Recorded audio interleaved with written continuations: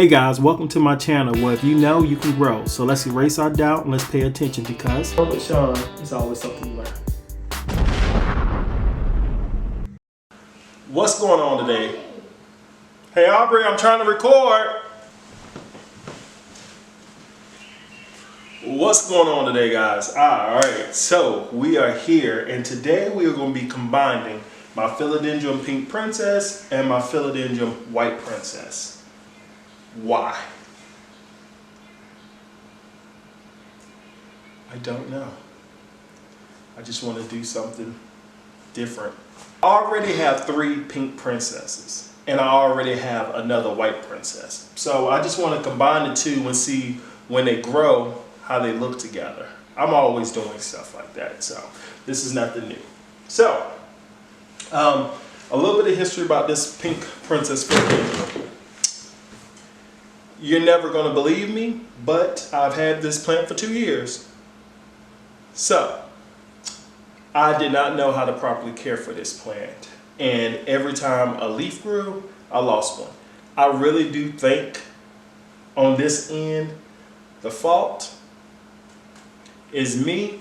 And it has a lot to do with the fact that I just didn't give it any water, let it dry out. That's usually typically the problem that I have with my plants is that they dry out too much because at the very beginning I've overwatered plants and that's how I lost them. So it just kind of put a big fear up.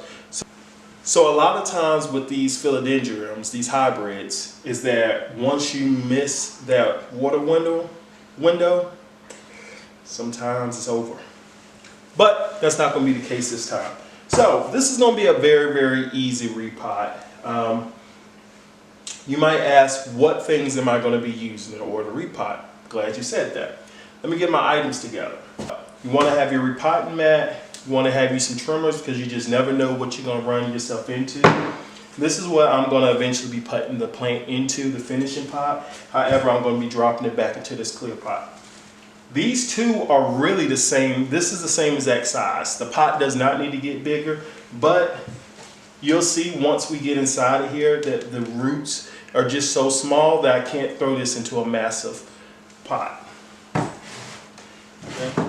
And our mix. So, full disclosure, recently I just ordered me some grade 3 size perlite.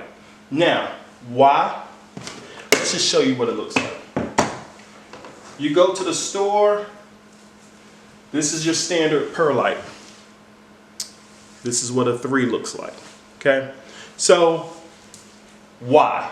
So a lot of times when you're dealing with perlite, when you plant, you'll notice after a few waterings that your plant starts to rise. Just because of the perlite, that's all. So this perlite isn't going to do anything much better. All it's going to do is be able to provide a little bit more weight, so your plant isn't rising up and down. So hopefully that works. So let's talk about our mixes. We have our perlite, our cocoa husk, a little bit of orchid bark, some charcoal, horticulture charcoal, and a little bit of tropical mix, pot mix. Probably about 20% of that in here. I know that a lot of these plants can grow in soulless things. I'm old school, so I do like a little bit of dirt in my plants. But the majority, 80% of this is a soulless mix in here, okay? And now what I'm doing is just mixing around because I just got the perlite size 3 and I want to make sure I mix that in pretty good to get it around.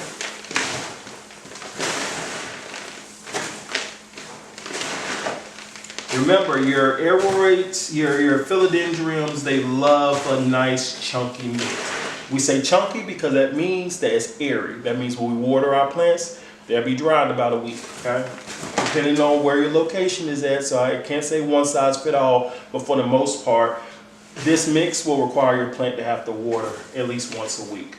Now, I am not against using items like peat moss, just indoor pot and mix, add a little bit of perlite. Those things work, but you have to, when you're caring for your plants, you have to find out what works best for you. Stuff like peat moss, when that water hits the moisture, sorry, I'm getting all tangled with my words. Items like peat moss and just indoor pot mix, they hold on to moisture. for a very long time, which can cause root rot if it's not in a place in which it can dry out fast enough. So that's why I'd rather my plant dry out fast instead of staying too wet. All right, so that's what we're going. Now the part we begin.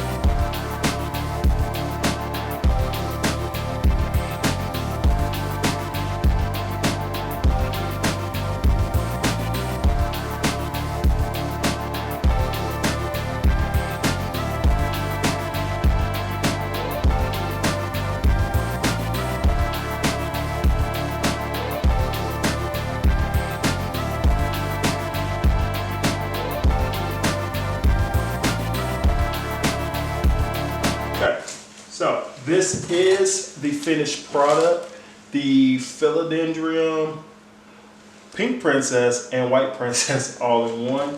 So now what I'm going to do is get ready to proper water, because after you do a repot, you definitely want to make sure it's watered. All right, and it seems like we got a little bit of sunlight for now, so I'm enjoying it. Look like it might be going back down, so let's move fast. So I always put Super Thrive when I do a repot, when I get ready to give this plant a good watering. Just a few drops. I know they have recommendations and all that, but you know what? Doesn't pertain to me.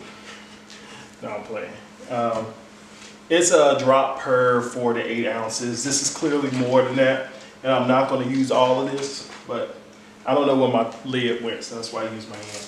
So again, when we water our plant, we just want to make sure that the water goes all the way through to the bottom. And I'm just going to make sure my moss and everything is watered as well.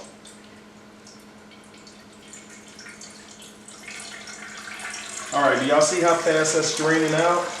That means that this pot, it doesn't have any dry spots in it. That means it's going to drain really well when it comes to water. Neem oil, peppermint soap, and water. And I normally would put 2 gloves on. I'm just going to put 1 on because this is a smaller plant. And as you can see, I'm getting through here pretty fast. Now all we're doing is making sure that the dust is off, so that way this plant can receive the light and can grow. Now I am eventually going to probably have to cut this leaf off right here, but I'm going to keep it on there for right now. And guys, here we go. We got our White Princess and our Pink Princess put together, so we have a Philodendron White Pink Princess. Everything is thriving and looking good, and if this comes together, this is going to be a pretty pair, and this is something that you can have in your house. But that's the end of me rambling. I appreciate you being here. As always, when you're growing with Sean, there's always something to learn. Thank you.